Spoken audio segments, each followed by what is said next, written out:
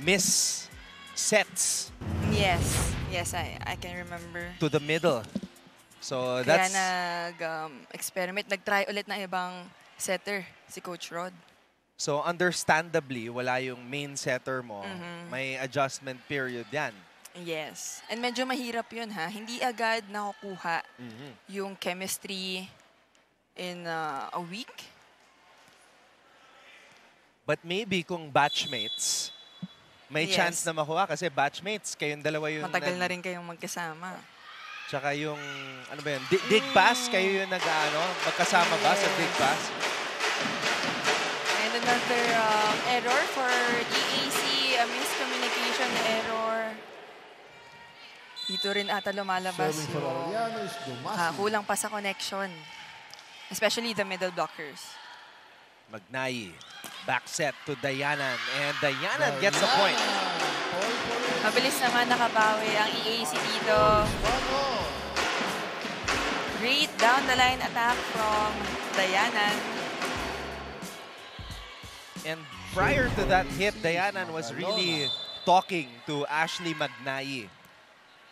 So, Yes, I think nag-remind siya na pwede mo ako dito bigyan. tira-tira. Oh, wow. Good Naibalik pa. saves. Ni Razonable yon. This time, Domasi goes to De Guzman, but Dayanan was there. You saw her one big step sa down the line.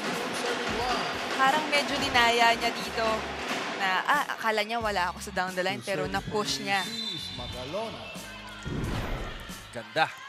Nice lateral hop to go up for the block. Great anticipation.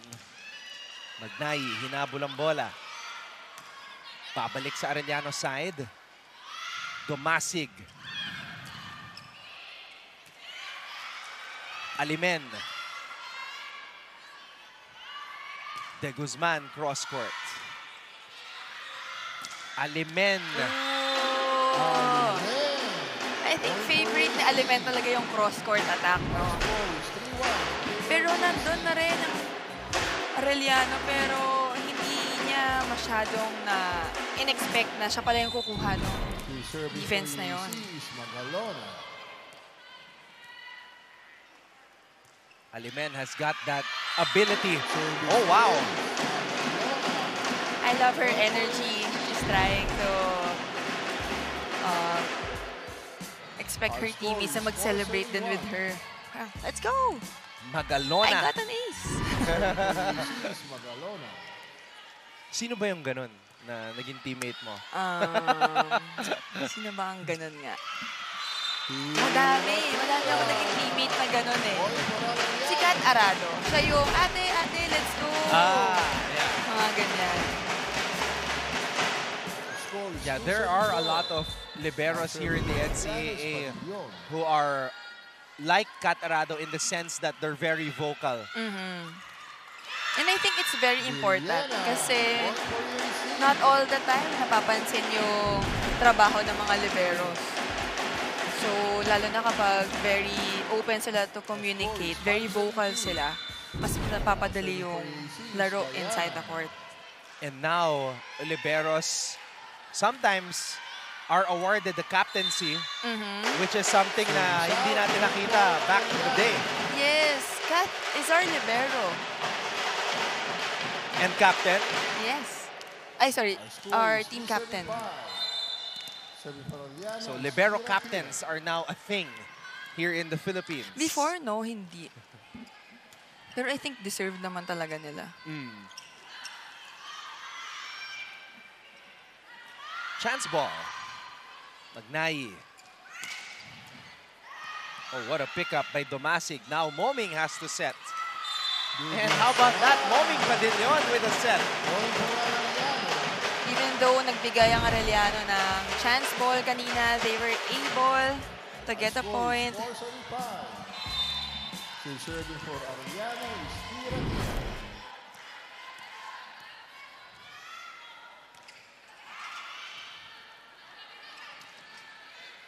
Back row. Tudlasan breaks down the wall. actually a high check ball. But I think medyo, alam mo yung turn na nakapako yung paa? Medyo mataas pa yun to get it eh. Sayang. Pero mahirap talaga pigilan si Laika pag nakabuelo. That's her favorite. When she gets a couple of steps in before rising up. Another good set from Dumasig. And again, yung connection talaga nila ng middle spikers. Very efficient. 6-35. Sakto sa linya. Arellano takes the lead. Sam tira-tira. Razonable. Tudlasan on the drop again. Good dip by Tudlasan. Actually, kanina pa rin talaga nagkaka-problem ang EAC dito. And we take advantage ni Tudlasan ng Arellano Lady Chiefs. Yung hole, yung donut hole na kanina pa nila nakakuha ng puntos. 7-5 in favor of Arellano. Magnayi, running attack para kay Jaja Villena. Actually, Anton, kung mas maganda rin talaga yung nagiging connection ng setters ng EAC, whether it's Magnayi, sa kanilang middle blockers, malaki yung magiging contribution talaga nila. Kasi I can really see na si Villena very efficient as well, especially sa attacking. Pablo. Back set. Villena. Chance ball. Oh, wow. Wow, wow, wow. Mangubat. What a set. Busog na busog si Mangubat sa sets ni Dumasig. And when we return, Aliyah Fideliaga will give us the latest from courtside.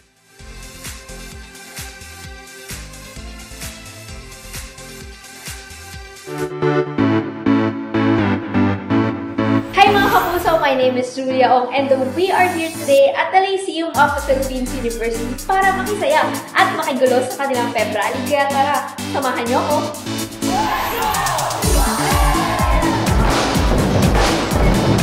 Hataw at walang keme sa pagsayaw, yan ang ipinamalas ng iba't ibang mga atleta mula sa host school ng NCAA Season 100, ang Lyceum of the Philippines University. Season 100 Women's Volleyball Tournament. Anton and Mika, the scariest team, is one that has nothing to lose, and the Lady Generals are on a mission to end their season on a high note. Now that they are at a disadvantage, Coach Rod Palmero asked his team to improve their court awareness, read their opponent's plays, and just enjoy the game. Kaya tingnan natin if the weight lifted off their shoulders will translate in their game or if pressure is truly necessary to fuel performance. That's all from courtside. Back to you, Anton and Mika. So is pressure really necessary to fuel performance? What say you, Mika Reyes? I think it's always gonna be there. Kumbaga, kahit ako, meron pa rin akong first game jitters. Nandyan pa rin yan. Yung pressure from the management, from the coaches. Hindi na siya mawawala eh. Oh, wow. Wait lang, what happened? Okay, she's okay. Kinabahan ako. Sabi ko, oops. Yeah, I think she tripped over Faye. Okay, baka nagkatapakan lang sila pagbaba sa block. Serving for EAC is Villena. Dami nyo talagang iniisip as players, no? Yes. Yeah. Hindi siya maiiwasan. Pati yung pressure mo pa sa sarili mo. Oh, that was a good play. Laika, check out. And Tudlasan getting a point from the second attempt. Gusto ko talaga yung distribution dito ni Dumasig. Bibigay niya sa middle, bibigay niya sa outside, bibigay niya sa back row. Alam mo yung kahit ako yung blocker, middle blocker doon, may hilo ko eh. Another ace from Laika Tudlasan.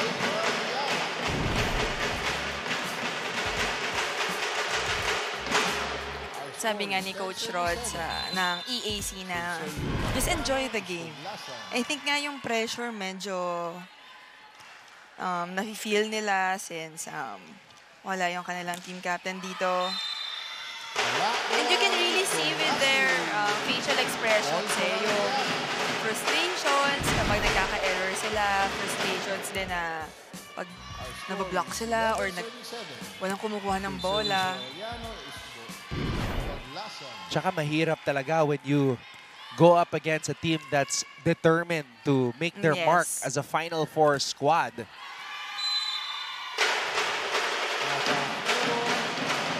Another error from the EAC.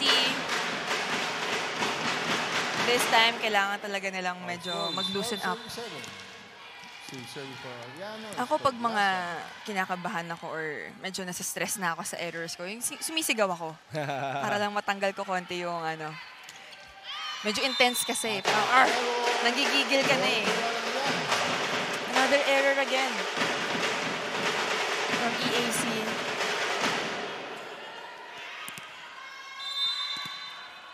Now, if Laika continues to be successful with this approach to serving, she might never have to go back to her jump serve approach. Actually, or she can have both. Kung ano feeling niya, okay, mas gusto ko mag-jump serve ngayon. Kasi ngayon, nakakatatlo na siya eh. I know. And this is less tiring. Medyo nagkabaligtad nga ngayon kasi sa first set, medyo nag-struggle yung Arellano sa passing. Ngayon, yung EAC naman.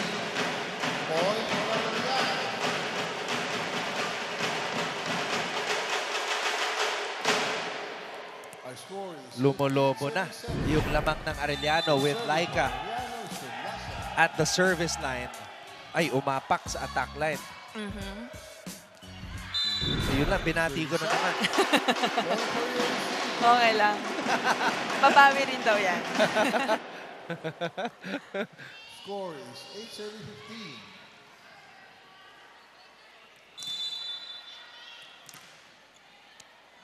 8-7-15. What's the best way to fight against complacency? Kasi ikaw, I'm sure, throughout your career, as we see this ace by Magnayi, throughout your career, you've been in situations where, alam mo, sure na kayo sa Final Four. Yes. But then, you're facing a team with nothing to lose. Ika nga, how do you fight against complacency? Well, for me, hindi dapat mawala yung respect sa opponent. I think yun yung lagi ko rin nare-remind, especially kapag yung mga ganitong situations na, sure na kami sa Final Four. Parang, you have to give your respect pa rin sa opponent kasi nag-prepare pa rin yan. Pare-pareho tayo naglalaro ng volleyball dito. Hindi pwedeng, okay, easy-easy lang ako this game. Hindi pwedeng ganun eh. Kasi it shows your character as well. That's a good way to put it. Respect for your opponent. Right now, Arellano is up by 6 after that service error from EAC.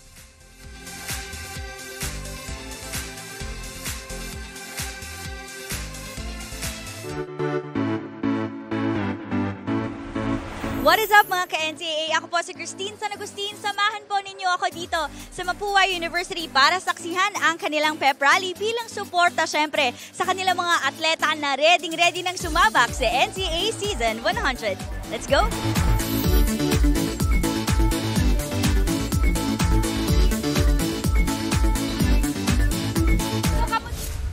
Oh, by the way, to all of the cheerleading fans, bukas na po ang NCAA Season 100 Cheerleading Competition, May 22, live on GTV, 2:30 p.m.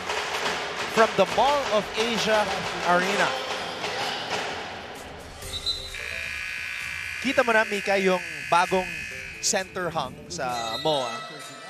Yung malaking LED na bago. I'm not really sure. Why? Ano meron? Yeah, so yung center hung, yan, yung big scoreboard sa gitna, they changed it. They upgraded it. Talaga? Parang hindi napansin last time I was there. Yeah, so now it's bigger. Oo, talaga. Yeah, wait lang. Yes, parang. Oo. Akala ko yung screen lang nagbago. Like parang yung graphics lang. The whole thing. Yeah, they upgraded it. Angas. So, yeah. sobrang angas. So I'm so excited for the NCAA fans who will be there tomorrow.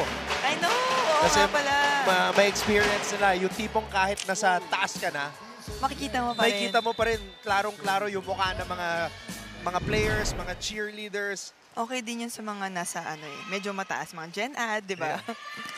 Sa cheerleading, kahit nasa taas ka, doon pinakamaingay eh. Tsaka doon mo rin makikita yung sayaw nila eh. Pag malayo yung perspective mo. Cross-court hit by Dayanan. Our score is 11-7. Serving for EAC is 17-11, Arellano ahead. Domasig. Rare chance ball given up to EAC. Magnayi to Alimen. May check ball ba? No, there's none. I don't think also na meron check ball. Medyo walang out of possession na rin si Alimendon. admission of ball. So, sumubok lang. Oh, wait. Meron daw. Pero, okay. Pero parang wala. Wala akong napansin. So, honest pala si Jing. Ano, ginalaw baka niya yung gawa mga... na. Okay. We just didn't notice. My bad. Well, there are some players who will allude to a check ball Same. that Ganun din ako. happened. Bakit ka tumatawa? So, honest ka pala, Mi. Honest ka rin pala, Of Mika. course. Padilyon. Wow.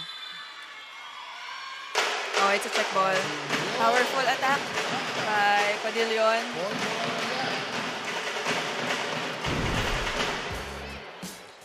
Great set as well. And hinanap rin talaga ni Padilyon yung kamay ng mga blockers. At malinaw sa replay na yun. Talagang tumama sa daliri. Oh! Mabigat. De Guzman. Razonable. Dayanan. Domasig. Oh! Another donut hole. De Guzman finding that donut hole. Very effective talaga since kanina pa nakakapatay yung Arellano dito. And magandang play din yun actually.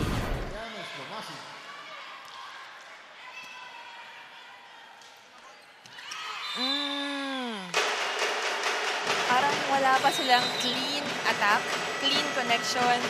Si Magnayi at ang kanilang mga middle blockers, they've been struggling. Timeout, Coach Rod. Kailangan mo magbasa. Parang ginagawa niya na, parang tinatanggap niya na okay, may kulang. Guys, kailangan niyo kumilos. Kayo yung gagawa ng ikagaganda ng laro niyo. Wala nang iba. Kaya ako tinime out to. Maglaro tayo ng maayos. Kaya niya pag lumaro ng maayos, ayaw nilang ganahan eh.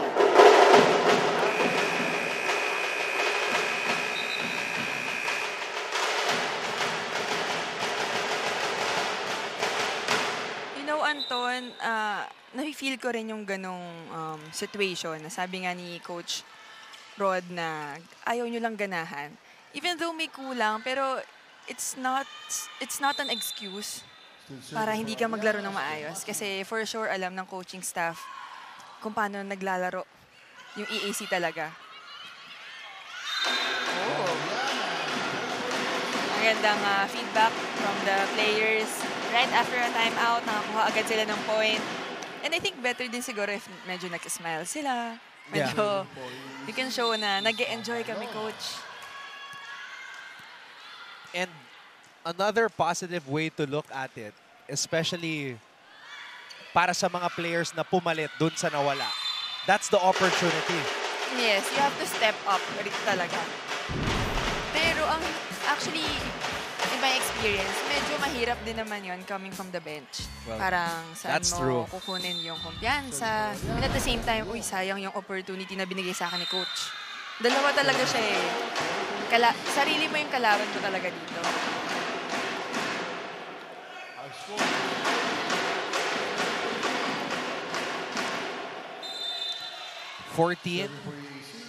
Serving 21.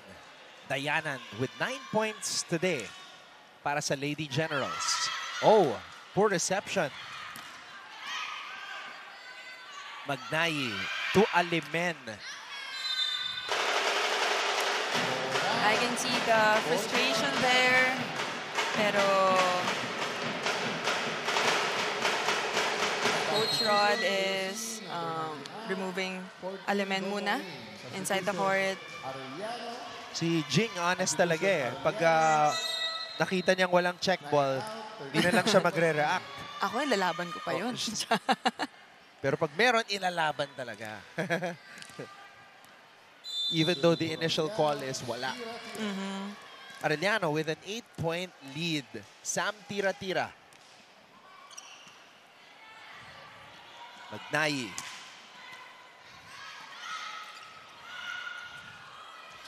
Oops. Oh, it's still a good ball. Magnayi. Oh, wow. What a pickup by Arellano. Ball goes back to the EAC side. Magnayi running attack. Sasabihin ko sana na, uy, sayang, ayun na yung connection nila. Pero, parang hindi pa ata ayun yung gustong set ni Villena. I think gusto niya ng mas mataas and quick set. So, kulang pa ng reps para ma-perfect yung ganong klaseng play. Tomorrow na lang daw.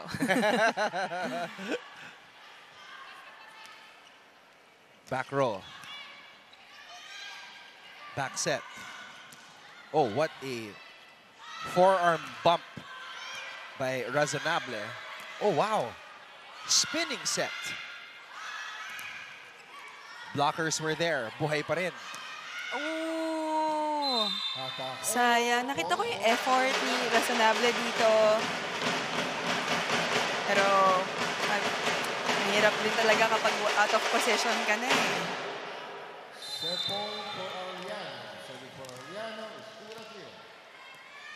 So again, EAC has reached the double-digit mark in terms of errors in a set. Arellano at set point. Villa Flores with a rare appearance. Gets a spiking opportunity, gets another one. And she gets denied by Magnayi. You can really see na the EAC Lady Generals are still trying to move properly, na lumaban pa rin until the end of the set.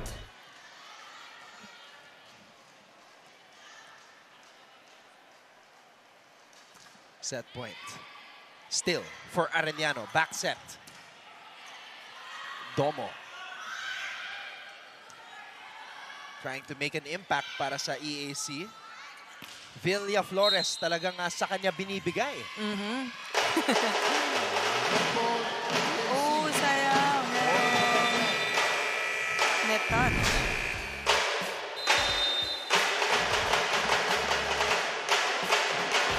Ayun, malinaw. Tumama yung braso sa net. So, Arellano takes a 2-0 lead. We'll be back for set number 3.